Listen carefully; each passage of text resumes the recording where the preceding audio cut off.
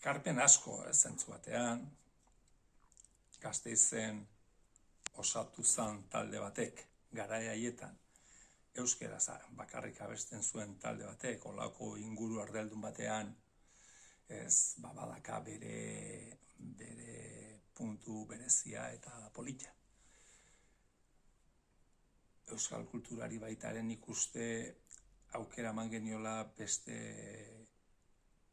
leio eta ate batzuk ireki, eta hortik atara ziran edo etorri ziran haize freskuak eta zoragarriak eta haize beruak, xarmangarriak ere, nik uste ere hori ekarpen politxa izan zala.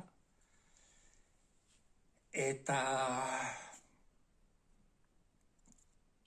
nik uste importantea gehien bat, bai euskal kulturari eta gizarteari astintu bat eman geniola.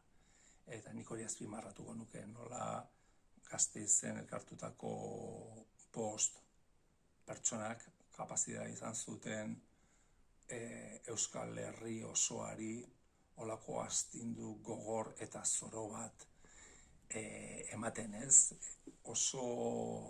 Hori oso grabatua dut memorian, hainbat gauz ez ditut grabatuak, baina hori bai hasierako indar hori. Nik uste ginela tsunami bat, garaietan genduken talde bezala, barnean zegoen indar zoroa, ez, nik uste errepikazina dela. Gauz horiek gertatzen dira, ez, momentu berezi batzuetan dakitxo,